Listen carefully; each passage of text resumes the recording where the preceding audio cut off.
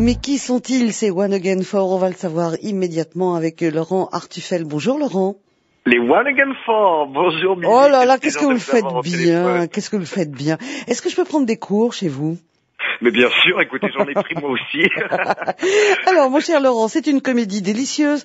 Revenir un jour, c'est au théâtre des Feux de la Rampe. Et nous sommes avec un boys band.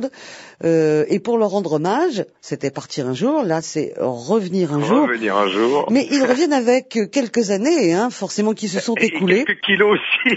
Alors, il y a quelques kilos, il y a aussi peut-être moins de muscles, plus de courbatures. Comment ça se passe ce retour? Qui a eu l'idée folle de réunir un boys band pour faire un grand retour? Alors c'est une pièce de Franck Lehen, qui est un jeune auteur de pièces à succès. Il n'en est pas sa première pièce, et il voulait faire justement une histoire d'amitié entre justement quatre jeunes hommes qui ont formé un boys band et qui se retrouvent 10 ans après. Sauf qu'effectivement, il y en a un qui a pris 20 kilos, un qui a pris des courbatures, un qui est devenu un peu plus mytho et qui s'est exilé soi-disant aux États-Unis, et puis un qui est tombé malheureusement dans la drogue. Et la manageuse de ce groupe décide donc de les reformer pour revenir sur le devant de la scène et essayer de les remettre à niveau. Donc toute cette histoire d'amitié et de combat qu'on va suivre. Qu'est-ce qui va être le plus difficile pour eux? Alors déjà de se retrouver 10 ans après, oui. De se dire les choses yeux dans les yeux, parce qu'ils se sont connus jeunes, adolescents. On va pas vous cacher que on peut penser au To Be Free ou encore au Palliage, voilà. Il faut savoir que Franck Delay a participé non pas à l'écriture, mais a été aux côtés de Franck Lehen. Donc Franck Delay, un ex des To Be Free, a été, on va dire, consultant sur la pièce. Donc on retrouve vraiment les personnages qui ont existé, bien sûr, la romancée. Donc voilà, donc on va vraiment rentrer dans leur histoire d'amitié qui, est-ce qu'elle va tenir au bout de 10 ans? Est-ce qu'ils vont réussir à se retrouver? Et puis surtout, est-ce qu'ils vont réussir à tenir le coup sur scène et revenir devant un public? Est-ce qu'ils vont retrouver aussi le succès?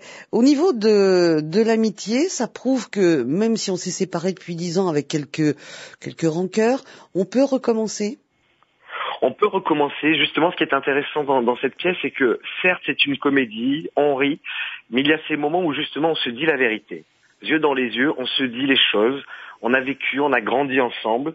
On a vécu des choses fantastiques avec des millions de fans. On a vendu des milliers de disques. L'argent a fait changer quelques personnes, la drogue a fait changer quelques personnes, le succès a fait tourner la tête de certains. Et puis donc on se retrouve 10 ans après. Donc c'est cette rencontre, ces retrouvailles qui font que, alors, est-ce qu'on va y arriver? Est-ce qu'on va se soutenir? Est-ce qu'on va aider est-ce qu'on va s'aider les uns les autres pour revenir sur le devant de la scène? Voilà, tout l'enjeu est là. On verra peut-être que c'est pas celui qui a pris le plus de kilos ou qui a le plus de courbatures qui est le moins bon, hein. Ah, j'ai pas dit ça. Non, mais tous les personnages sont amusants, intéressants. En plus, c'est un véritable collectif parce qu'on retrouve, comme il y a des alternants selon les jours, donc on retrouve vraiment un esprit de troupe. Je me permets de les citer rapidement. Allez-y, oui, bien sûr. Lehen, Pierre Cabanis, Anthony Joubert, qui fait beaucoup de one man aussi, qu'on connaît très bien. Esteban Salis, et dans les filles, Elodie Wallace. Et Emmanuel Voindron, qu'on connaît notamment par la télévision, étant la fille de Monsieur Navarro. Oui. En aucun cas, hein, on le rappelle, dans cette comédie, c'est pour se moquer. C'est pas le but. Ah non, pas du tout. Au contraire. Au contraire, c'est un hommage. Il faut savoir, enfin c'est un hommage. En tout cas, c'est une façon de repenser à ces années 90. Nous avons un public multigénérationnel de 7 à 77 ans. Donc c'est une comédie vraiment dans l'air du temps. On n'est pas là pour se moquer. Au contraire, on est là pour montrer une véritable histoire d'amitié sur une mise en scène d'Éric Delcourt. Donc c'est vraiment, on est dans l'air du temps. Voilà, et puis je voudrais dire quand même qu'on termine le spectacle par une véritable chorégraphie et des acrobaties à la To Be Free, qui a été montée par Sévi, qui est une chorégraphe connue dans le milieu. Et c'est vrai que moi personnellement j'ai souffert comme les autres. J'ai souffert avec les acrobaties, mais au final, moi qui ai vécu ces années 90, qui croisais les groupes à l'époque sur les plateaux télé, je m'éclate sur scène autant que si... il y a un moment où j'oublie que... je suis un boys band, moi. Ça fait plaisir. C'est un fantasme. Ouais. Alors, est-ce que vous seriez prêt à offrir au plus rapide de nos auditeurs ou auditrices 2 places pour aller voir le spectacle. Mais bien sûr. Et vous savez quoi? Comme ça s'appelle, le groupe s'appelle les One Again Four, j'en offre 4. 2 fois 2. Allez. Génial.